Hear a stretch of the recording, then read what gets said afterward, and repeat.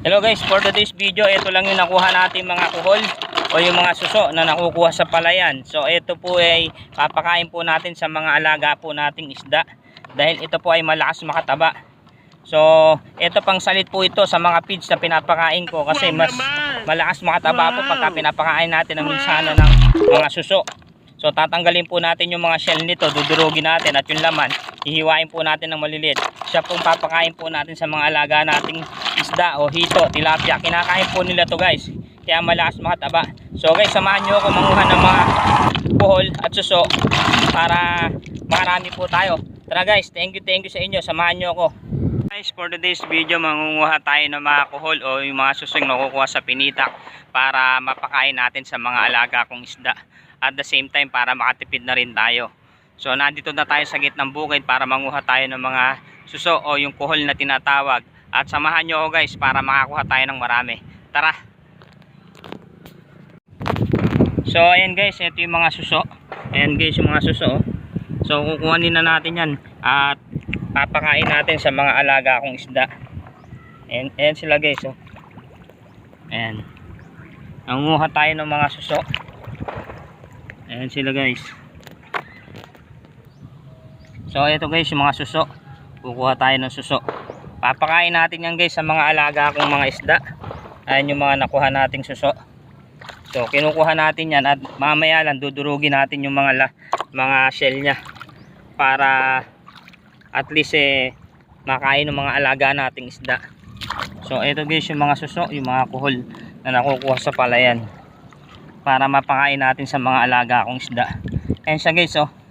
Pwede rin itong kainin guys. Kaya lang syempre di ako kumakain ito eh. Pwede rin siyang kainin, pasusukahin mo muna siya ng isang araw, 2 araw, tapos pwede mo na siyang igata. Usually pag maraming sili, napakasarap daw niyan, pero guys di na tayo kumakain kasi ng ganito. Ayun, dami niya oh.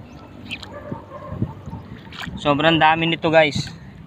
Ayan yung mga suso na kinukuha natin at papakain natin yan sa mga alaga kong isda mamaya.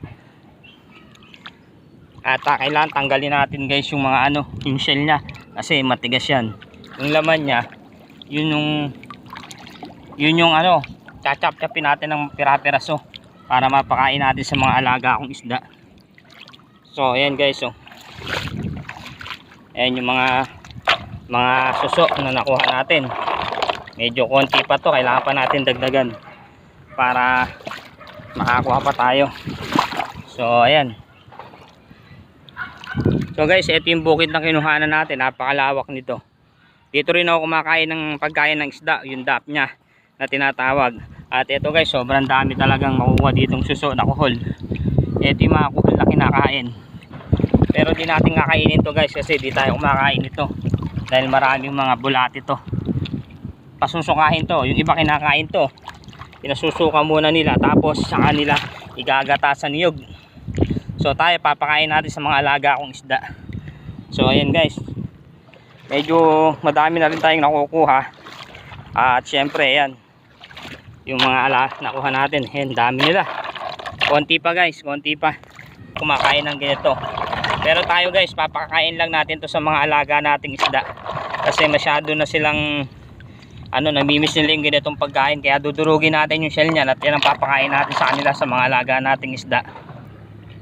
At dudurugin na po natin yan mamaya para mahiwa-hiwa ng maliliit at papakain po natin sa mga alaga kong isda. At ito po, malakas po ito makapagpalaki ng mga alaga nating isda, kaya ito po ang ginukuha natin. At sa iba po, binebenta po ito at kinakain nila.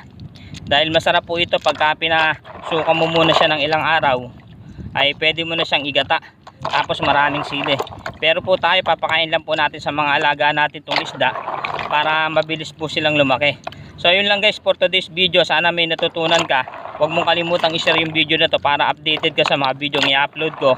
At follow mo na rin ako para naman masaya yung pangunguha natin. Yun guys, thank you. Lagi mong tatandaan, God be the glory. At syempre lagi kong sinasabi sa inyo, God is good all the time. Thank you.